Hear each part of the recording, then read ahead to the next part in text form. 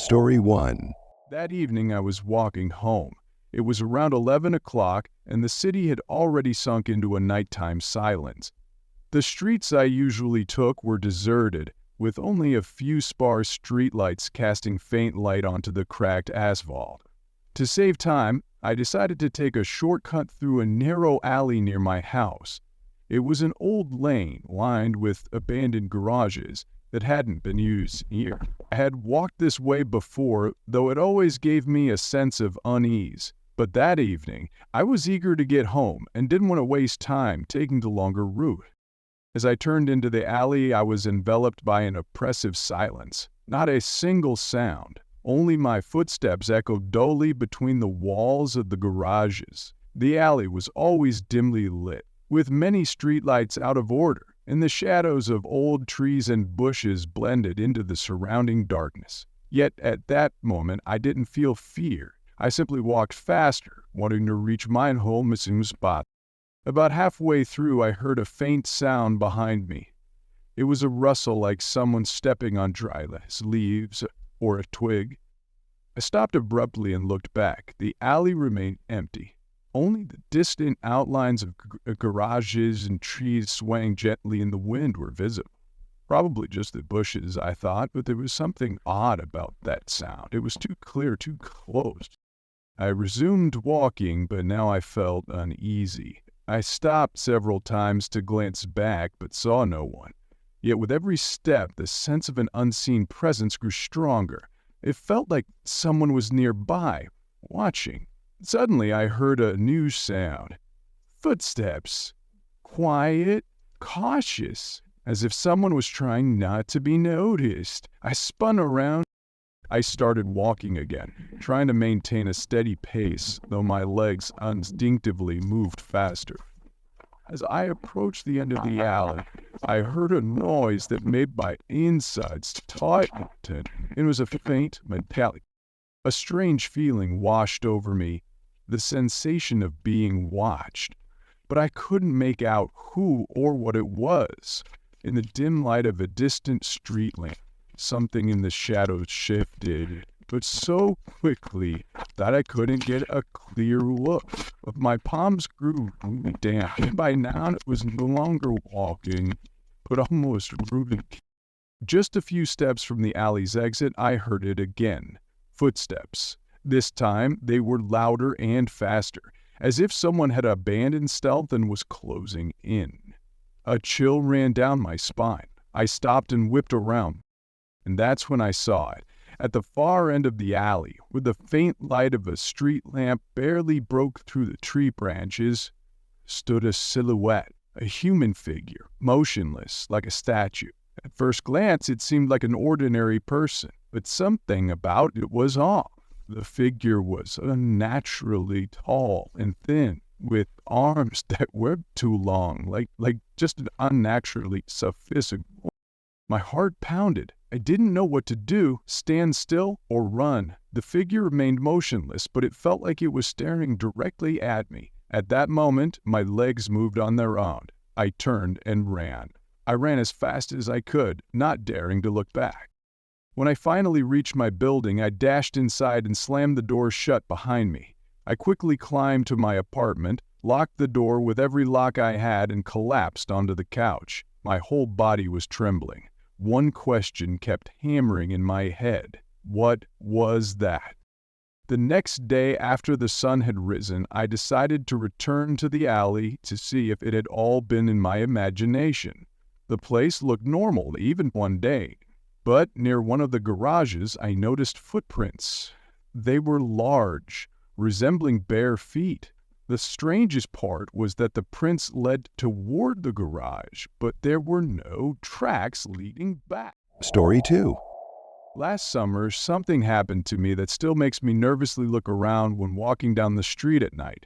Fortunately, it all ended well, but those few hours of fear are etched in my memory. It was an ordinary day. I decided to visit relatives to a small village outside the city. Their house was located on the outskirts, near a field. In a quiet, peaceful place where I often went to relax. My relatives had left for a few days and asked me to look after their house and yard. I arrived like Friday evening. The weather was perfect, clear skies and a warm breeze. After unpacking, I began checking the property to ensure everything was in order. The fence was intact and the gates were locked. There were no neighbors nearby. The closest house was a few hundred meters away. The first evening passed peacefully. I settled on the terrace with a book and a cup of tea, listening to the wind rustling in the field. Before going to bed around 11 p.m., I checked that all doors and windows were locked. Feeling entirely secure, I went to sleep. But at 3 a.m., I woke to a noise, a quiet but distinct clicking sound, like someone testing a door handle. At first, I had thought I was imagining it. The house was old, maybe the floor creaked or the wind pushed against the windows. The sound repeated a minute later. This time I realized it came from the front door. I froze. Turning on my phone's flashlight, I cautiously got out of bed and listened. Then came a faint rustling noise. As soon as I flipped the switch, I heard loud footsteps, a rapid sprint towards the field. The light illuminated part of the yard, and I caught a glimpse of a figure, tall and dressed in dark clothing, disappearing into the bushes. I stood frozen for a few seconds, unsure of how I could. The next day, I inspected the property and found footprints near the gate. Some prints led to the kitchen windows. A cold sweat broke over me. Someone had indeed tried to enter the house. What puzzled me most was that the gates were locked from the inside. How had this person entered the yard? I had no answer. I called my relatives and told them what had happened. They said nothing like this had occurred before, but advised me not to stay alone at night if I felt unsafe. That evening, I decided to stay with friends in the village and return in the morning to check on the house. But when I came back the next day, I found another unsettling detail. On the terrace lay my old flashlight, which I had left in the kitchen. I distinctly remembered not taking it outside before leaving. This left me with mixed feelings. Had I forgotten? Or had someone entered the yard again?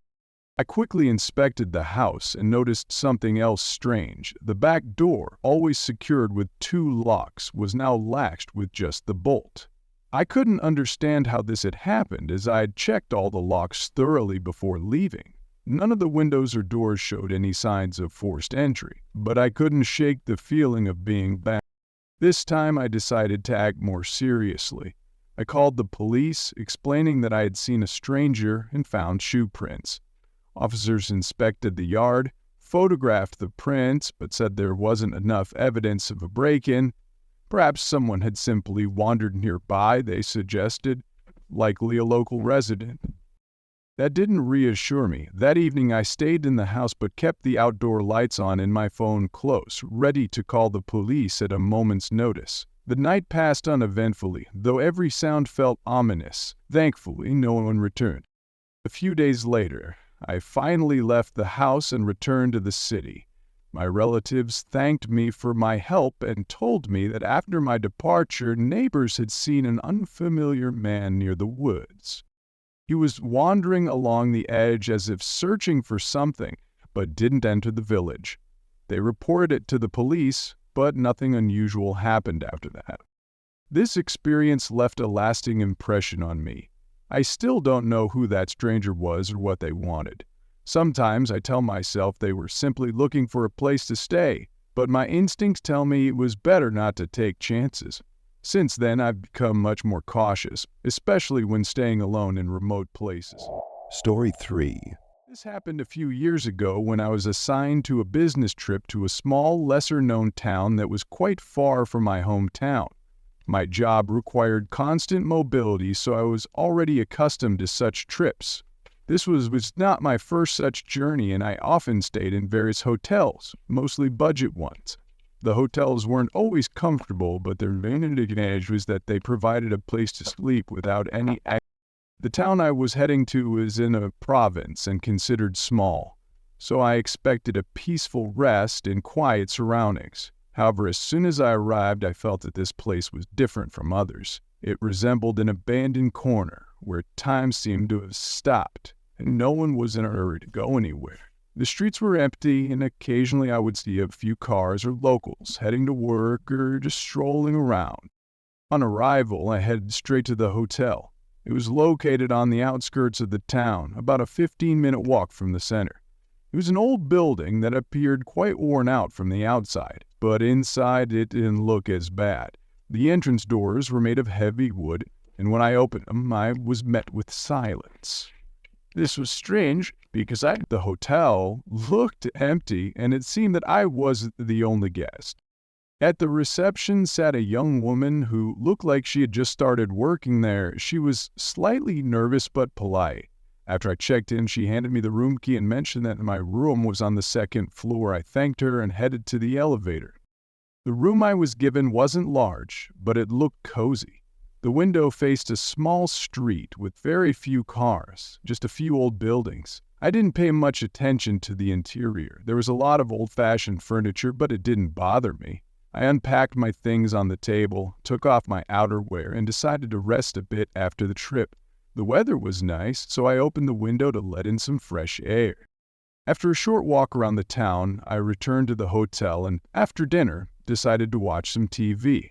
It was around 8 in the evening, and I felt that my body needed rest. A slight headache from the trip made me decide to go to bed early. I turned off the lights, lay down on the bed, and covered myself with a blanket. Long before I fell asleep, I felt an overwhelming silence. Occasionally, the sound of cars from the street, and even it all started around midnight. I suddenly woke up to a sound coming from the corridor. It wasn't a sharp or loud noise, but I realized it might be footsteps walking on linoleum. I woke up and listened. I got out of bed, slightly pushing the blanket aside, and walked to the door. I stretched out my hand to cautiously open the door and see what was going on. I didn't plan to go out, but I just wanted to check if anyone was in the corridor.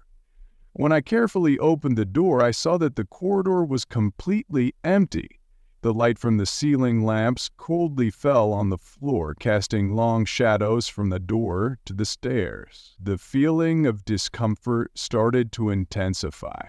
I was about to close the door when I heard another sound, this time louder, almost like a door creaking from another room. Again, no movement, no people, but the sounds continued from the corridor.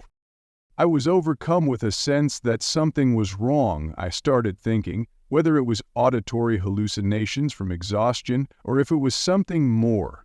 I asked myself if all the doors in the hotel were properly locked, or maybe someone hadn't locked themselves in. The footsteps stopped as suddenly as they had started. I couldn't fall asleep until morning. All the sounds I had heard stayed in my head even as I tried to close my eyes. Around 3 a.m. I started hearing them again, or footsteps. But now they were quieter, and it seemed they were getting closer. My heart started racing. I quietly got up and walked to the window. I looked in. The morning came quickly, and I heard the first sounds of the town and immediately realized that nothing terrible had happened. As I walked to the reception, I tried to forget about all the nighttime experiences. However, when I asked the young woman at the reception about any events, she replied that she hadn't heard anything like that. Her calmness and indifference. This wasn't the first time I had encountered uncomfortable situations in unfamiliar places, but this particular experience left me with a lingering sense of anxiety, and that evening I decided to head back home. The room remained as quiet and empty as it had been before. I had paid for my stay, left, and the key had left the hotel. But the feeling that this place was not entirely ordinary haunted me for several weeks. Since then, I have never returned to that hotel, but every time I travel and stay in a new place, I always remember that strange, unexplained noise. That may have been just a figment of my imagination, but still I can't shake the feeling of unease that remains with me when I think of this experience.